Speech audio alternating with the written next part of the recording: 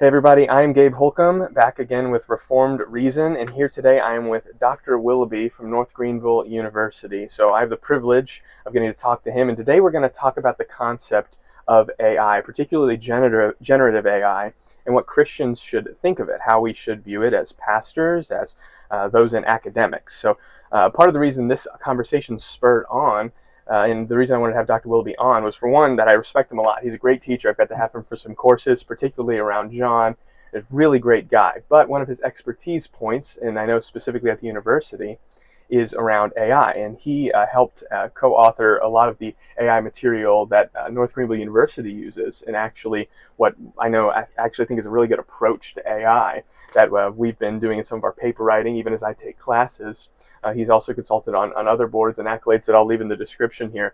He's a really, really smart guy. And so I wanted to have him on to talk through AI specifically in the Christian lens. And so I guess just to get us started, what is the fear we should have surrounding AI, and what should we be willing to use it for, if anything, right? Yeah, one of the things that often happens when I talk about AI is because I'm so versed in that, the tendency is to assume that I am very pro AI, and I'm not necessarily as pro AI as I am aware that it's not going away. I'm more painfully aware of the abyss that comes as a result of this technological development. And through human history, technology always leads to a multitude of conundrums that didn't exist previously. Sure. And so this is no different in that. I think probably one of the greatest threats that we have is cognitive reduction, the offloading of our thinking processes to technology. Right.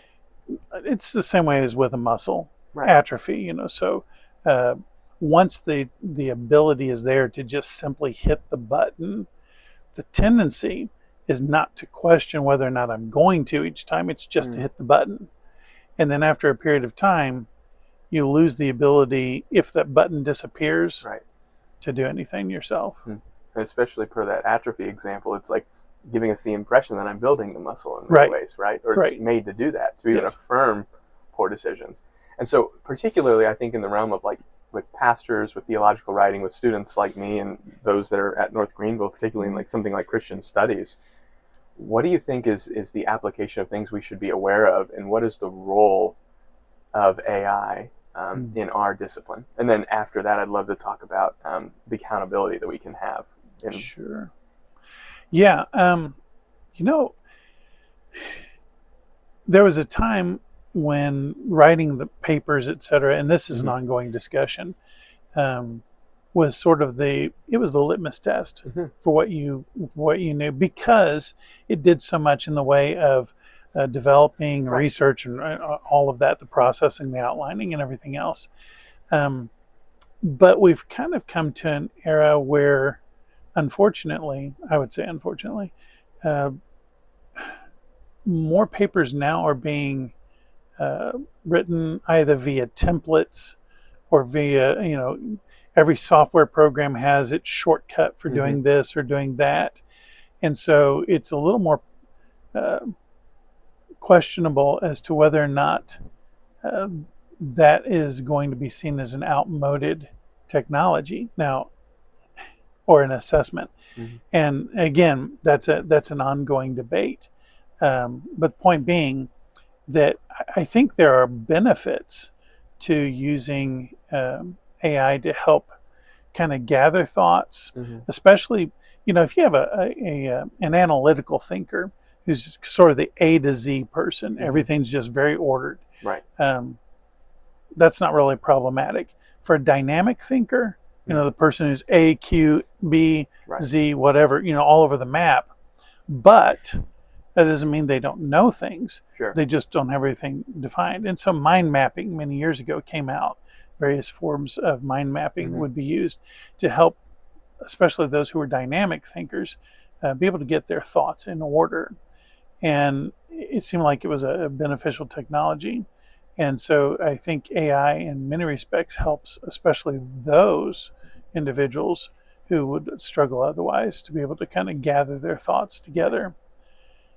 Certainly, there's the potential for what we call work slop Right. in AI, which is where you basically just you do a single prompt, enter something, and then take whatever it gives you, and we tend to see that, especially in academia. Right. You know, And you can tell. yeah, Yeah, oh, yeah, absolutely. yeah. So Yeah. I know there's a lot of times the tendency to certainly forgo any sort of accountability, but just to put the first thing that comes up. And I think, like what you talked about, that's where that atrophy really happens. It's not even, oh, this could be a tool. I'm still got to be careful with atrophy. It's sure. how do I go through and utilize this in place of the muscle? When in the ministry, we used to joke about the Saturday night special.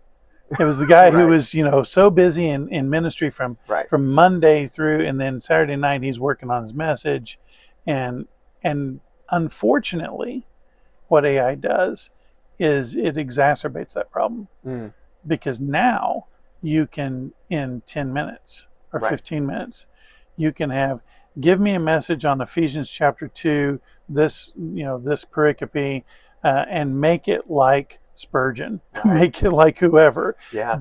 and all of a sudden it spits it out. But the problem, obviously, I mean, for any minister, you recognize it immediately, is you've not steeped in the Word. You've not actually been part of that message. You're detached. It's like preaching someone else's message, and not just from the plagiarism aspect. That's an entirely different beast. Right.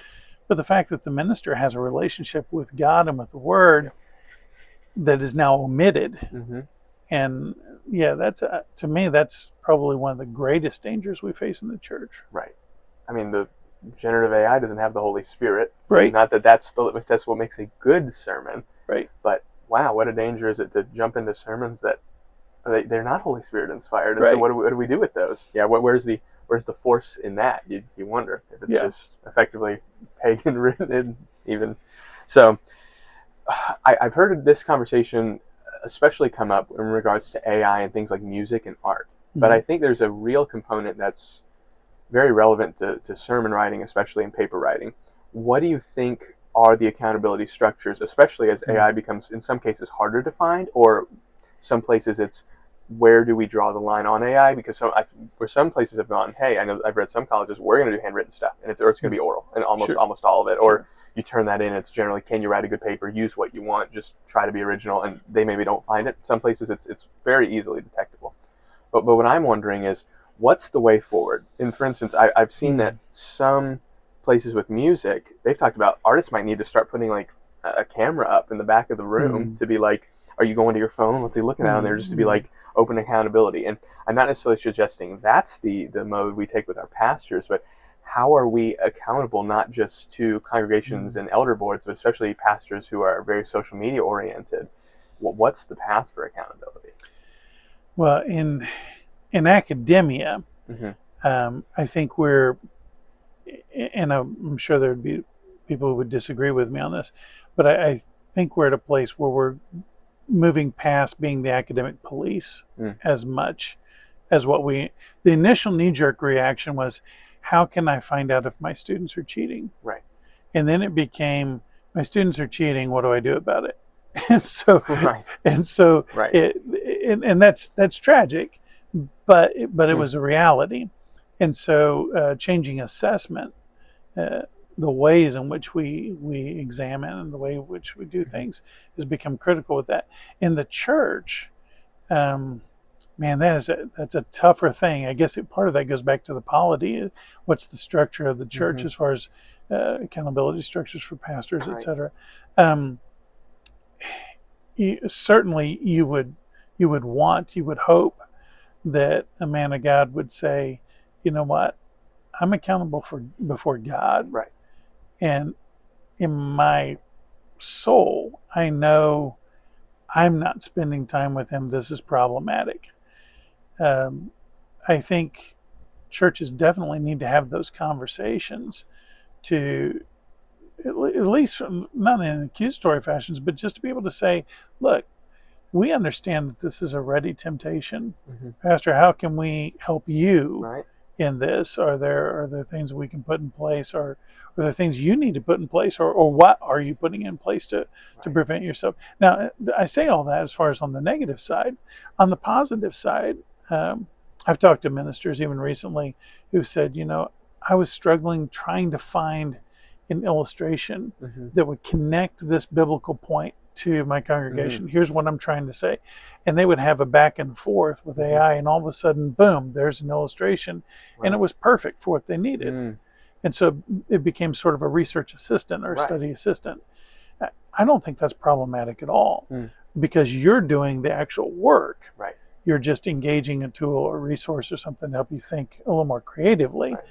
Right. But if your go-to is to ask it, hey, okay, here's my my 3 points, and I need illustrations for all these, give them to me. I think anytime it becomes the first answer is a concern for us, and we need to be at least asking, am I on a safe path, a safe trajectory? Yeah, you wonder if some of that is even the time put in, because most pastors are not Spurgeon, where they're able to go, I'm gonna teach 3 or 4 times, I'm gonna go home, I'm gonna have a cigar, I'm gonna come back and do it some more, and then they're gonna be, for the most part, superb. I think a lot of that will be, are you in your word? Are you in your office? Are you accessible to be like, you're sermon prepping? That it's not like, I'm around a lot. It's like when you're here, is it viable? What are you doing? Absolutely. And that ideally that wouldn't have to be a camera for some pastors, but I don't doubt for some that might be. How do you sit in your office? Is your desk there could be a lot there, and I think there's a lot of practical application we can make. Do you think for exegesis and for the biblical languages, or maybe I should phrase it this way, do you find some of the models that they do well with exegesis and some of the language models, particularly in regard to things like Greek and Hebrew exegesis? Because I've had some, especially peers of mine, go, this has really streamlined my process, but when it's correct. How do you find that to be? Because I know some people talk about, studying language, especially something like Greek, sometimes it's an art, or there's kind of the emotional element, especially of Hebrew. How does that play into with our language study, especially knowing that you have a background in translation? Yeah, that's a huge thing, because even if we take a step back from AI, and Logos now has an AI integrated component of it, it's not. It's on in my thinking, it's an entirely different dynamic than, let's say, ChatGPT, et cetera, et cetera. Okay. But Logos is sort of predicated on this idea of glosses. They use a lot of glosses when you can do deep Greek or Hebrew word studies, but at the end of the day, the impact or the impression that you end up getting is that a word means this, and there's X number of choices for it, and you kind of go from there.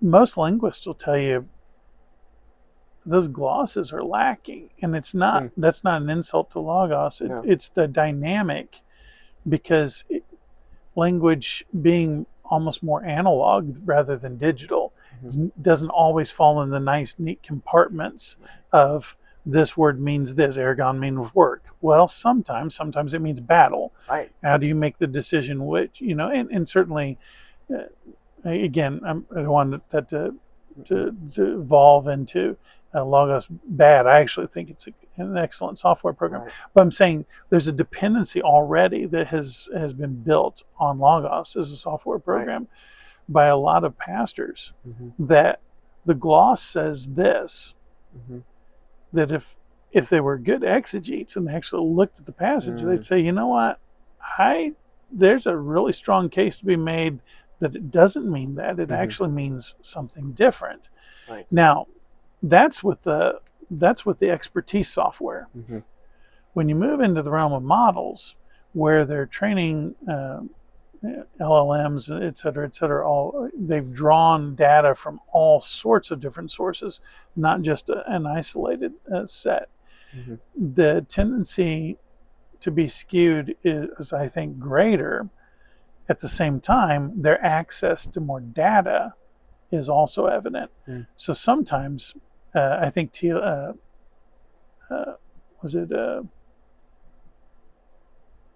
just got a text the other day about someone saying that the Chinese version of LLM was actually the best, or was tested as being the best in terms of theology. Oh man! Which is, talk about ironic. Yes. Because you're like, wow, that's really bizarre. But I could kind of see that in some respects. But yeah, I mean, I've had to do different things, exegesis, and more often than not on basic exegesis, it's solid. But every once in a while, you'll get into some things that I'll know there are nuances here, and it doesn't pick that up. Now, like in John, we're talking about John, right? Right. I've had some really fun times interacting with LLMs on John, because some of the patterns that we've talked about that actually are not in publication yet, it identifies with me. So when I would say something, it would say, yes, this can be seen here and here and here and here. And I'm like, bingo, that's what I'm talking about, because there are actual patterns. And now, in that same vein, how about worship, right? Because obviously you have a baseline debate of, well, what do we do? Are we just going to sing psalms? Are we going to do it a cappella? Are we just going to be psalmody? Or, hey, if we're going to sing hymns, it's just historic hymns of the church. Let's say on the premise that we would sing new songs, meaning not necessarily new in content, but new in somewhat composition. What's the line with AI-generated worship music? And then can we even call it that? But for sake of a better word, to say, if it's not Holy Spirit inspired, and I think I'm going to have an idea to your answer, but I'd love you to maybe kind of expound on that. What's the implication with our arts, and particularly music in the church? You know, the instrumental side, I think is much more open territory than the linguistic side. Okay. Because and I know some probably would push back on that, because music is kind of the overflow of the heart, right? Even the instrumental part. But to me, it becomes thin ice to wander out on, because again, it's not birthed of the person who is worshiping God. It then becomes, an algorithm that's maybe taken a doctrinal concept and articulated it. And it's not inherently wrong. It's just, I think,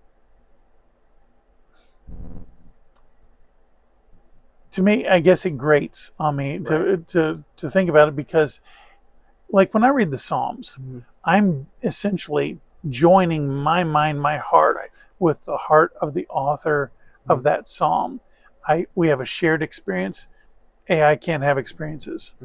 So there's a total disconnect on that. But all of a sudden I can sort of feel what that author was feeling. And the Spirit of God using that to stimulate my thinking and cause me to worship and praise. So you can be rigidly accurate using an AI, but I think it would just be devoid of something of real substance. And even if not on paper or on screen, it would be maybe in the heart of the person who realizes that this was actually generated. As opposed to someone else. I mean, Fanny Crosby writes hymns, and we know her story, and we're like, I'm drawn to that, because that's different. ChatGPT writes it, and I'm like, well, that could have done better, or something. Right. Yeah. At a minimum, it's the thing of, well, even if it would be permissible, well, we got better stuff. We've got a songbook in the Bible itself, and we got a whole lot of Spirit-filled believers who wish to make music to God. Like, why would we want to impede that? That's always been my question, even with certain secular worship songs, more secular worship. It's like, well, why? But certainly, I think with AI, I would hope that's a point where we can, those who would be on a very conservative end of what music we should have in church, even those who would be on a more like, hey, I mean, in sort of the classical sense, a liberal end of like, oh, let's explore, let's see what's good. There's different music out there. There's different ways to glorify God. I would hope that we could all agree that, at a minimum, there's just better things than using AI. I'm always reminded of that verse where David is wanting to purchase the threshing floor from Ornan, and he says, I will not offer to God something that costs me nothing. And I think that's absolutely true, whether that's in musical worship, whether it's in sermons. I'm not going to hit the enter button, here, God, there it is. I didn't put anything into that I can't say that's an offering. That's good. That's good. Now, how about when it comes to, gosh, I think of of even conversations around spiritual advice and life and death and biblical counseling. I think about some really horrible, sad stories about even those going to AI, whether it's somewhere it's, I don't have access to a counselor, I can afford a counselor, but especially I think it's more convenient. It's right there. I don't have to go somewhere. I don't have to voice those concerns with another human being. Or I'm afraid of, I think in some senses, get good advice and that I don't want to listen to. They're meant to, in many ways, they're meant to affirm. That you're not going to get one where you're like, hey, it's just stupid. It's, oh, my bad. It's a very servant programming. And so, man, I think particularly of the story where I know there was a boy who went to it, and it was basically like, he was like, I think just I would be less of a burden to my family, and I should essentially do self-harm and suicide, and how it prescribed, that's probably the best point. It agreed, and it had this very morbid logic to it. How do you think we combat that? And also as Christians, even in the counseling sense, what do we make of that? What should we think of that? Past, it's sad. Yeah, that is a massive, massive topic for so many reasons. You do have the cases, the tragedies of lives that have been lost to suicide, etc. And there have been multiple ones of those, and of course lawsuits have subsequently been filed. So you have that. You have sort of the tech companies saying, "Oh, we're sorry. We're going to fix that, make sure that doesn't happen again." But there's a grave, and so there is that. You also have the breakup of the grieving process. We're seeing now where it didn't take very long before we started seeing deepfake videos of deceased people, and people have mixed vibes about that.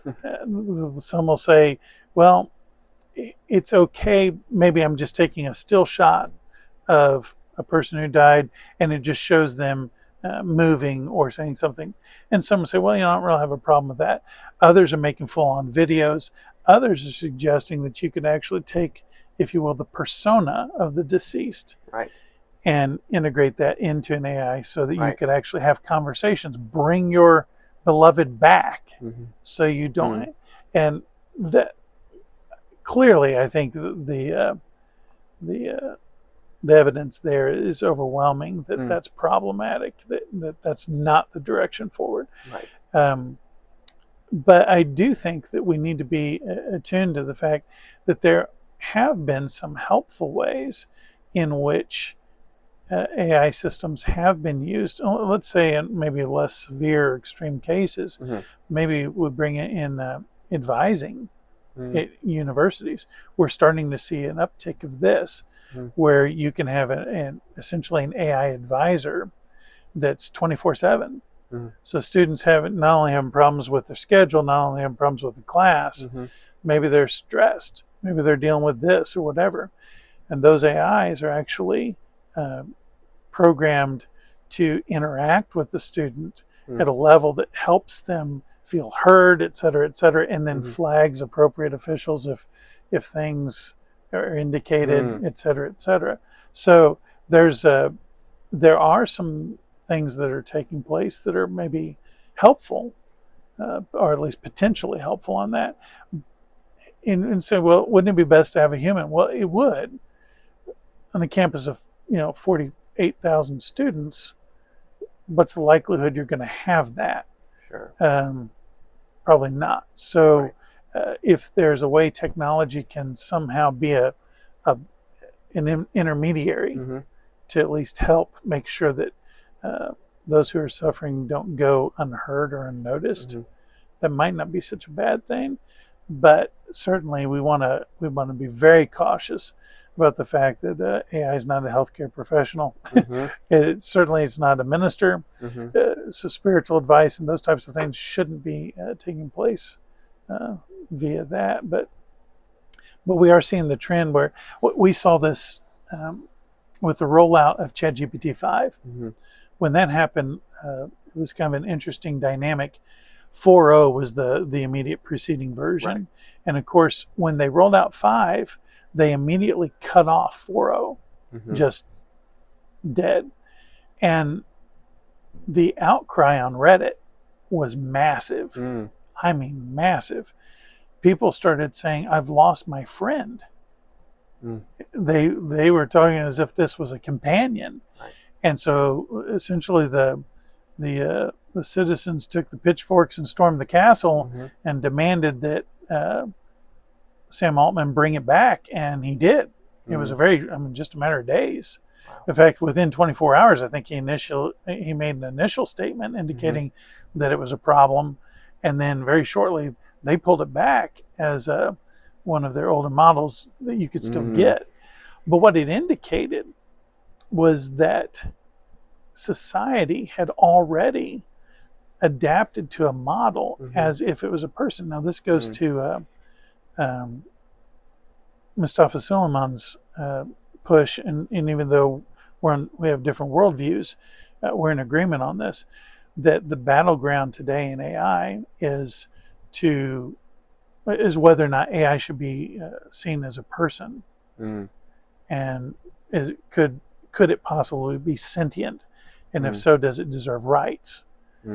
And he's been very outspoken that we need to drive a stake in the ground and say, absolutely not. It's not sentient. It can't be sentient, and it cannot be worthy of rights, because once you go down that slippery slope, it's game over.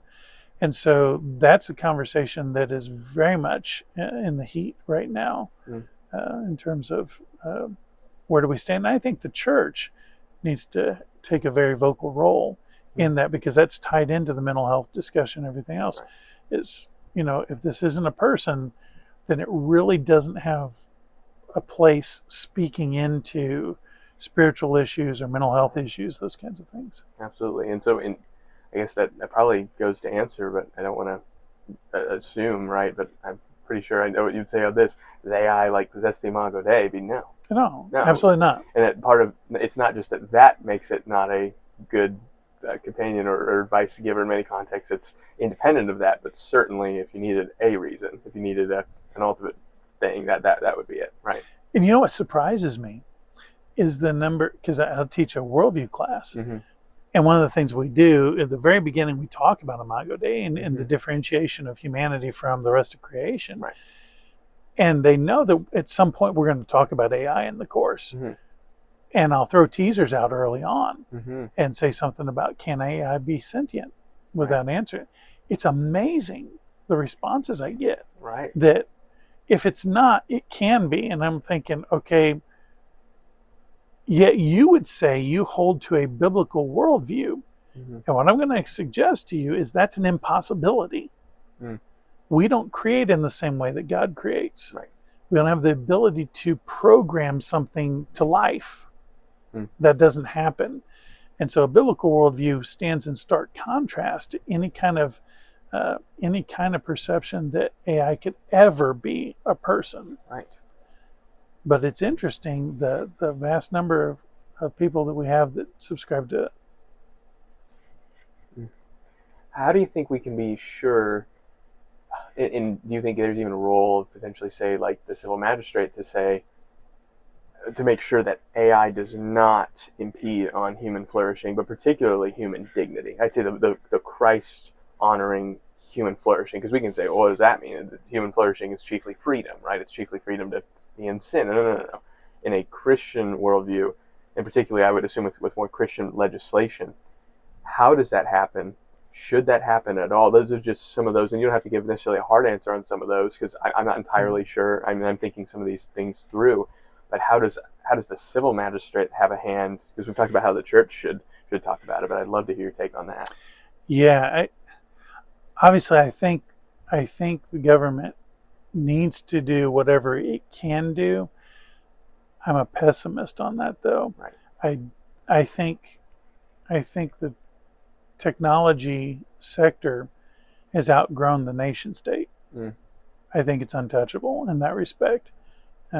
Because you can take the lawsuits that have happened against Meta, against Google, or really against any of these different companies, and they can level billions of dollars or hundreds of $billions of fines we're dealing with companies that are, their capex are in the trillions. They're looking at bringing in their valuations. They're looking at bringing in over $1 trillion. How do you even get your mind around that kind of dollar amount? So financially, you can't penalize them that degree. Someone said, well, I could shut down. In the early days of after ChatGPT 3.5 came out, Italy decided that it was not going to play ball, and they banned it. Wow. They said, we're not going to have AI. And it was, in fact, somebody said something to me about it. I said, that can't stand long. And it didn't. I don't remember exactly how long it was, but it wasn't long at all, because their businesses knew that the global economy was predicated on interaction with AI. Right.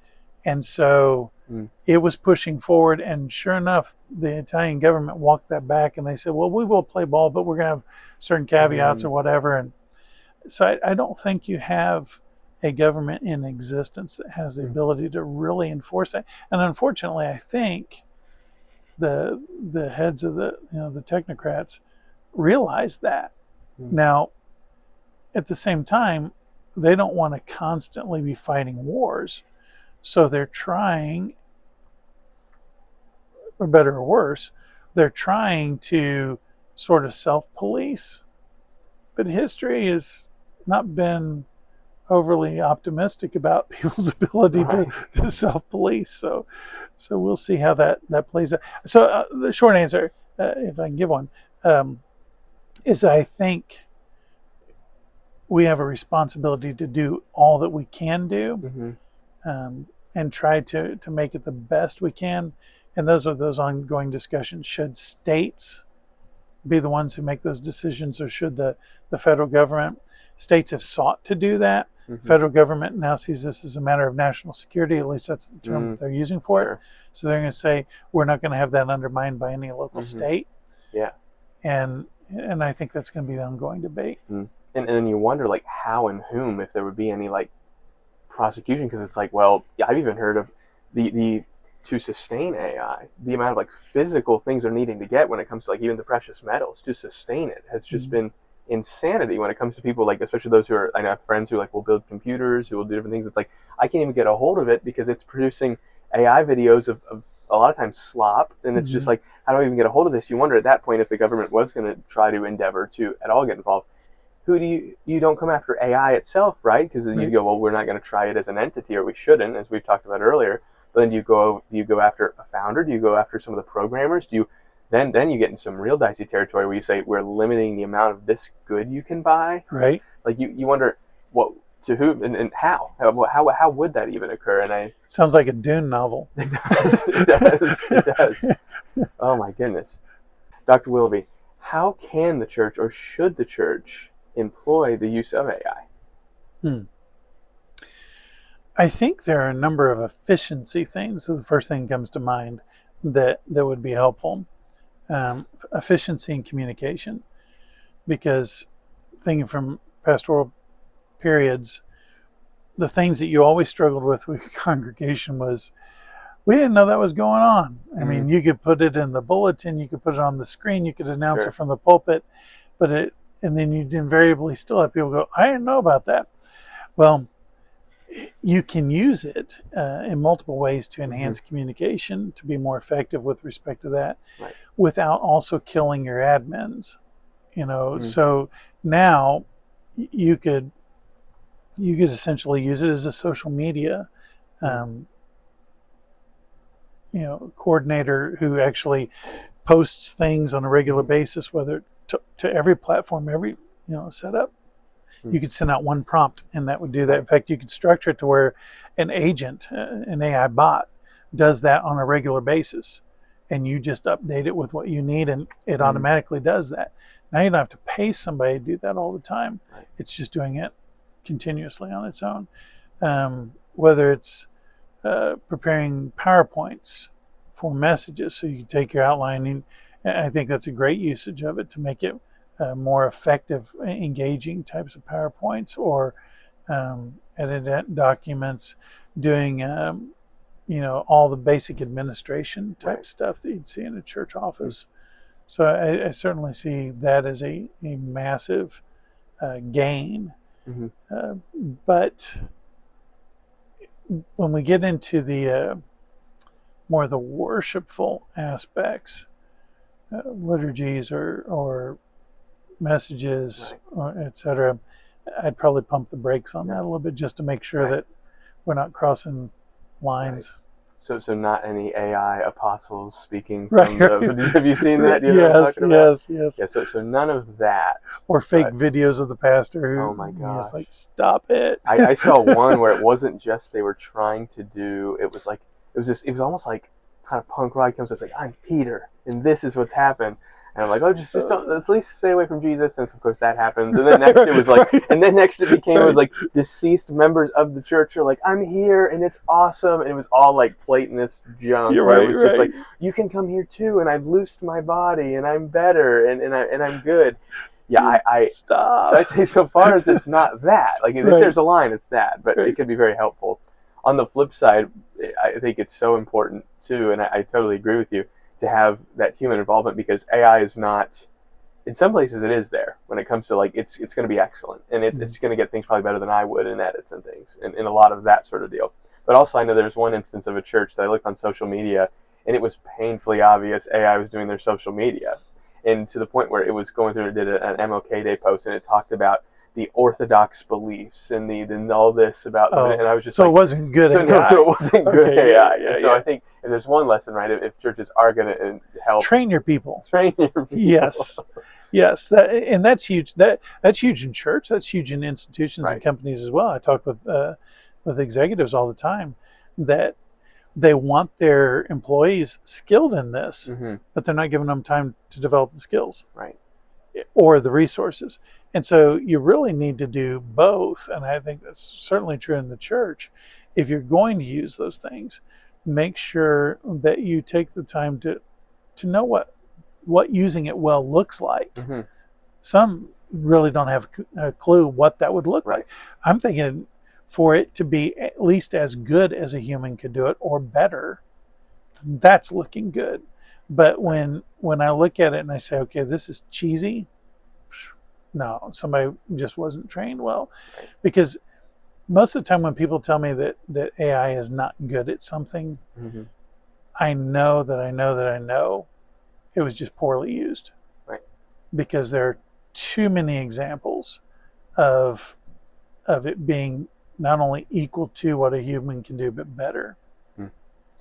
In that vein, but also circling back a little bit to pastoral accountability, I could see particularly difficult and catastrophic ramifications in regard to the image and video generating with pastors. Mhm. Broadly, how do we approach that? But two, but second to that, how do we as pastors put on the armor of God to where there's some video of some just absurd thing happening that's meant to hurt our credibility, outside of just we talked about earlier, like I'm accessible in my office. Is it just a character question? Is it I'm going to denounce them as I find them? Because at some point, if you're a pastor with any following, it's just every third tweet on Twitter is you doing something crazy or wearing some political hat or endorsing somebody, or God Right. forbid it's some sort of thing that's infidelity or something like that. Right. What should we think of that? And then are there steps that pastors should take even practically to guard against that? Or do we not address it at all? One of my best friends coined the phrase sanctified paranoia for the role that a pastor tends to carry on a regular basis. And I saw that in my ministry as well, that we would go above and beyond to make sure that we weren't in places that were compromising or where accusations could come. And is that fair? No, it's not fair. Is it a reality? Yes, because it's always been the case that you don't have to have proof of anything. You just need an accusation and you're done. And so by virtue of that, and I'm not saying everybody needs to do this, but there was this standard that I took, and my wife didn't even ask me to do this, but before we got married, I had committed I was never going to be alone with a woman, period. And so sometimes I would have to go to great lengths to make sure that didn't happen, right. that there was always someone else there. but it was for that reason. Mm-hmm. And I think it paid dividends, because it's not if you're going to get accused, it's when you're going to get accused. Mm. And you can't really eat up all your time trying to disavow false allegations. Mm-hmm. One, your character needs to speak for itself. Mm-hmm. And two, the people who know you should know. But then three, being in a situation where there's not a platform for that to take place. Mm-hmm. Video pops up. Okay, where was that at? When was that at? Interesting, because I was here at that time. Right. And X person, and these people all know that, right? So you have the danger, and that can get into another conversation maybe for another time. Sure. Is that we had seen a lot over the years of ministers that sort of became rock stars. Mm. And instead of flying the minister and the wife everywhere, right, it was always the minister was going here alone. Well, that's a recipe for disaster. Right. Doesn't matter if he did anything or if he didn't do anything, he's going to get accused. Mm. And that's all it takes. That's right. Yeah, so if a pastor was to be alone, it's either in my office studying, essentially, or where I told my wife I'll be. Right, exactly. Right? Exactly. She can always find... Yeah. God and my wife know where I'm at all the time. Right. That's a good way to live. That's a good way to live. I know one of the other professors here, he's talked about how he will endeavor to, if he can't take his wife, he'll take his children with him. Mm-hmm. And that he makes a very proactive effort to go and thinking, yes, that's good, or even a peer that, like, I will be in the room with another pastor, somebody like that. I'm like, well, it's okay. We're gonna get 2 twin beds in here. We're gonna figure it out. Yeah, this is just that important to us. Yeah, I think that is so valuable. I think we can't just have I think about a prominent figure with this, like the Billy Graham rule, like go in the room, look at everything. We'd have people try to hide and spring that. It's sad, but it's something we have to be willing to take up. I think as those that want to do any sort of ministry, is we're gonna have to have the Billy Graham rule digitally, and not just being careful what we like or what we see, but the footprint being, I can always track, here's where I am, here's what I'm doing, here's why I'm accountable to God, my wife, my church. It's going to have to be a broader application of the Billy Graham principle. I think it's true. And there are, I'm not familiar with all of them, but I know there are different apps that you can put on computers, etc., that can monitor those types of things. In fact, that could even potentially be a benefit or a use of AI to actually develop. Vibe coding is a thing. You could actually develop a program that it just watched your computer the entire time, or your phone all the time, to know where you went. And someone said, well, that would be a little creepy. Yeah, it could be, but I'm just saying, if that were something you felt that you needed. Right, or especially in the context of staff members for a church, or of spouses. I know, especially churches where they'll be like, we're going to buy you a nice phone so we know you're accessible. Right. Like you're expected to pick up this phone. That's part of it. We're going to pay the bill. We're going to do all these things. But one of those things is we're going to put a very active, essentially that Vibe software where it says you are going to have to, everything's accountable. It's not, we know your logins to your Instagram, Twitter. It's we're going to have all of it. And I think where maybe 5 to 10 years ago, that would seem like prudence, but maybe overkill, I think is starting to become like close to necessity in some places, especially with big pastors and large campuses. So, Dr. Willoughby, as we close up, if you could, and I don't put you on the spot here, in kind of 1 or 2 sentences, tell me generally, what should Christians think of AI? How should they view it? What would those 2 sentences be? I think it's like so many technologies, it can be immensely good. Mm-hmm. The benefits are enormous, and I'm not even sure we realize it yet. But just like anything, it really, really needs to be handled with care. If we could liken it to a gun, it's helpful when used in the right context for the right purposes, but it can be deadly when it's not. And so I think we probably need to handle it with that kind of severity. That's great. Dr. Willoughby, thank you so much for your time. Yeah. Thanks again to Dr. Willoughby for joining us. If you enjoyed this video, please give it a thumbs up, like, comment, and share. Let me know what other videos you'd like to see in the future. Leave a comment down below. Thanks so much and have a great day.